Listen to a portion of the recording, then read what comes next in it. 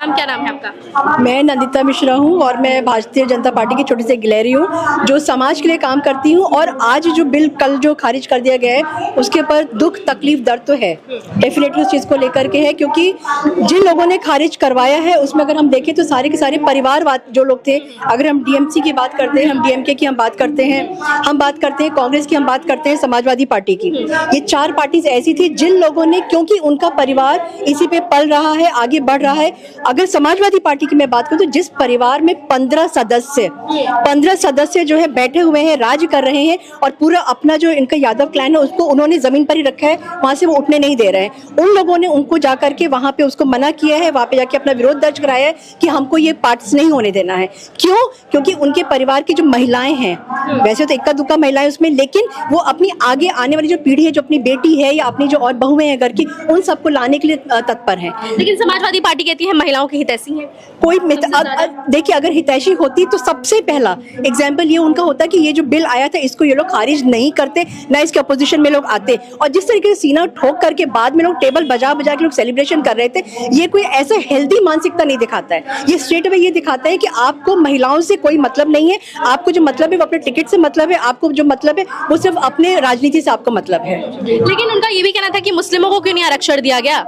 उनकी पार्टी में कितने मुस्लिम है? आज मैं एक डिबेट देखी जिसमें उनकी जो प्रवक्ता है निदा फाजली या जो भी है, वो आके जिस तरीके से चिल्ला चिल्ली करके लड़ाई कर रही थी, क्योंकि उनके पास कुछ है नहीं कहने के लिए। तो अंत में क्या होता है, सिर्फ चिल्ला चिल्ली करो और अगेंस्ट मोदी जी के अगेंस्ट में जाके बात करो, बिना ये सोचे समझे कि वो प्रधानमंत्री जो सबसे पहले जब आए थे, प्रधानमंत्री जब बने थे तो उन्होंने औरतों का दर्द समझा था, उनको शौचालय दिया था, उसके बाद में उनका तकलीफ समझे, उनको उज्ज्वला योजना और बहुत सारी योजना देते थे।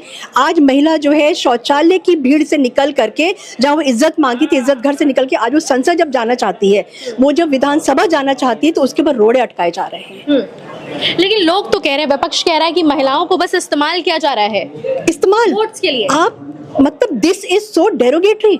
महिला क्या कमोडिटी है? महिला इस्तेमाल करने की चीज है, ये इनकी मानसिकता बताती है। इस्तेमाल का क्या मतलब होता है? हम क्या सामान है क्या?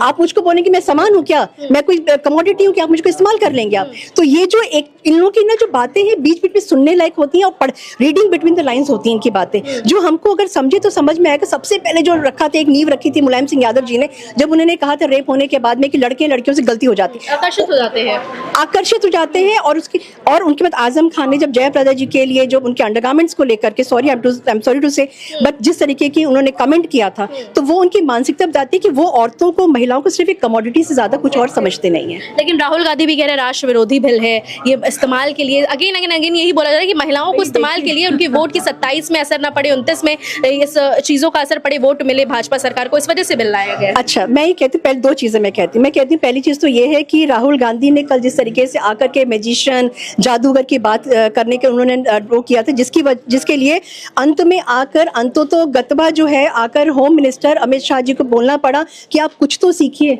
नहीं सीख सकते अपनी बहन से आप जाके सीखिए। तो ऐसे इंसान को जब उसका कोई कमेंट आते तो आप क्या सोच सकते हो उसके बारे में? अभी हाल ही फिलहाल ने अमित शाह ने भी ये कमेंट किया है कि इनको तो कोई सिखाए, तमीज सिखाए। राहुल गांधी तो फ्लाइंग किस करते हैं अपनी बहन को। तो उन्होंने तो सच्चाई बताई ना, जो आज तक कभी संसदीय परंपरा में वो चीज नहीं किया हुई थी, वो राहुल गांधी ने किया। अमित शाह को ऐसा बोलना चाहिए कि बहन को बिल्कुल बोलना चाहिए, मैं इसके बिल्कुल पक्ष में, क्योंकि संसद एक ऐसी जगह है जहां पर उनको राहुल गांधी को बहुत मौके दिए कि भैया सुधर जाओ। वो जब नहीं सुधर रहे हैं तो अल्टीमेटली उनके लेवल पे आकर, अगर वो अपने लेवल पर ही अपनी भाषा अगर वो समझ सकते तो उनको वहां पे उतर करके समझाएंगे, और मुझे कोई बुराई इसमें नहीं लगती। क्या लगता है आगे क्या मांगे हैं सरकार से महिलाओं की मांगे है कि देखिए, जो डीलिमिटेशन वाली जो बात थी, मुझे जो मेरी गट फीलिंग ये कहती है कि जैसे मोदी जी एक लंबी रस्सी छोड़ देते हैं ना और एक्सपोज कर देते हैं, और ये जो विपक्ष अपने आप को एक्सपोज करता चला जाता है, वही विपक्ष ने अपने आप को एक्सपोज किया यहाँ पे आके। और मैं कहती हूँ मोदी जी का बहुत बड़ा चेकमेट है ये। अच्छा। उन्होंने जिस तरीके से आकर एक्सपोज किया है, और इसका खामियाजा अभी जब 27 का इलेक्शन होगा, मैं और मेरे जैसी जो मेरी बहन है, हम लोग घर घर जाएंगे, घर एक सब्जी वाली के पास हम जाके बैठ के कहेंगे कि देखो, हमारा जो पार्टी थी, हमारे जो प्रधानमंत्री थे, हमारे पार्टी के जो बड़े लोग थे, उन्होंने आपके बारे में सोचा, लेकिन किसने नहीं सोचा?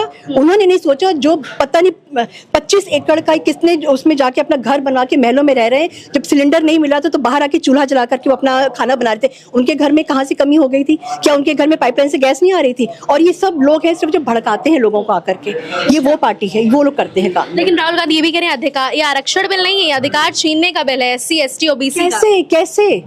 और आप मुझे बताइए, बात हुई महिला विमेन एम्पावरमेंट की, महिला बिल की बात हुई। महिला मतलब हर महिला, चाहे मुसलमान महिला हो, चाहे वो हिंदू महिला हो, चाहे वो OBC की हो, चाहे कोई भी महिला हो, तो उसमें ये कोटा कहाँ से लेकर के आ रहे हैं ये लोग? इसका मतलब ही ये है कि इनकी बांटने की राजनीति, विभाजन की राजनीति तो इन लोगों की है, जिसको वो हमारे ऊपर जाके थोपना चाहते हैं। लेकिन वो ये चीज भूल रहे हैं, आज सोशल मीडिया का जमाना है। देखिए, कोई भी स्पीच उन्होंने दिया है, कोई भी बात उन्होंने कहा है, आप लाइब्रेरी में कहीं पर भी चले जाए, आर्काइव्स में आप निकाल के देख लीजिए, उन्होंने क्या बोला, आपको बिल्कुल पिक्चर क्लियर हो जाएगी कि ये लोग किस मेंटालिटी के लोग हैं। अच्छा। और कोई हक नहीं चाहिए, बल्कि ये तो हक देने की बात है। 10-15% हम बस दिखते थे, और जो डिसीजंस लिए जाते थे उसमें हमारी मांग को सुना नहीं जाता था, हमारी बातों को सुना नहीं जाता था। अब क्या हो रहा है? यादव कह रहे हैं कि बीजेपी की जो महिलाएं हैं वो नारी नहीं, उनको तो नारा बना दिया जाता है। तो अच्छा, अखिलेश यादव से मैं सिर्फ एक सवाल पूछूंगी, उनकी वाइफ के साथ में जब वो एक मस्जिद में गए थे, वहां पे कौन थी मुझे ध्यान नहीं आ रहा है, बहुत वेल नोन, साजिद रशीदी, उन्होंने जिस तरह के कमेंट किया, तो जो इंसान अपनी वाइफ के लिए नहीं खड़ा हो सकता है, ठीक है, उनके मुंह से क्यों नहीं बोली? क्यों? क्योंकि उनका वोट कट रहा था। तो आपको क्या लगता है कि और किसी महिला की वो इज्जत करेंगे क्या? उनके खुद के घर की जो महिला है, अपर्णा यादव जी की अगर मैं बात करूं, अपर्णा यादव जी ने उनकी पार्टी को छोड़ करके भाजपा का दामन क्यों थामा, भाजपा के पास तो क्यों आई है? ये सिर्फ एक आइडियोलॉजी है, एक सफाई है, साफ सुथरी एक चीज है, जिसमें आकर के ये होता है कि भाई हमको अगर राजनीति करनी है, हम साफ सुथरी राजनीति करेंगे, हम गंदी राजनीति में, हम कूड़े में क्यों जाए, हम दलदल में क्यों जाएंगे वहाँ? तो क्या लगता है सपा गंदी राजनीति है खेल रही है और भाजपा अच्छी राजनीति के लिए, ये कैसे आप जस्टिफाई करते हैं? देखिए, ऐसा है, भाजपा ने जो चीजें किया है महिलाओं के बारे में, जैसे मैंने अभी आपको बताया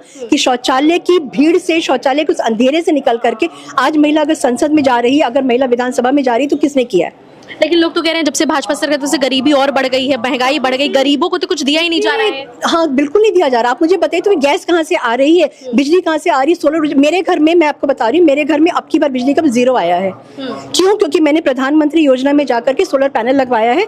तो इस तरीके की बहुत सारी चीजें, और सड़कों पर आप देखिए लाइटें हो गई हैं। पहले जो हेलोजन ट्यूब्स वगैरह लगा करती, उससे कितना पैसा खाया जाता था, तो अब वो सारा का सारा सोलर पे आ रहा है। सोलर पे आके आप पैसा खाने का आपको जगह नहीं मिल रही, इसलिए आप मतलब उठ पटांग बातें बोल रहे हैं। महंगाई कहाँ से बढ़ रही है? महंगाई देखिए जो बढ़ती है वो सिर्फ इस वजह से नहीं बढ़ती है क्योंकि एक सर्टेन जगह से कोई चीज़ महंगी हो जा रही है। ये ओवरऑल पूरी डिपेंड करती है पूरे कंट्री में, और सबसे ज़्यादा डिपेंड करती है कि हमारे विदेशों से कितना निर्यात हो रहा है। इस समय की अगर मैं बात करूँ तो हमारे पेट्रोल डीजल का जो प्रॉब्लम हो रहा है, उसकी वजह से क्या हो रहा है कि जो ट्रक्स का आवागमन है, सामान का आने जाने का, उसमें टाइम लग रहा है, और जितनी फ्रीक्वेंसी के साथ में पहले होता था अब वो नहीं हो रहा। डेफिनेटली सामान महंगा होगा। क्यों? क्योंकि दुकानदार वो सामान अपने आप को बचा के रखेगा कि दूसरी जगह उसकी होर्डिंग ना करें, और जब होर्डिंग करेंगे तो उसके बाद में महंगाई तो बढ़ेगी। लेकिन अखिलेश यादव कहते हैं हमने भी बहुत काम किया, 22 घंटे गांव में लाइट दी है हमने।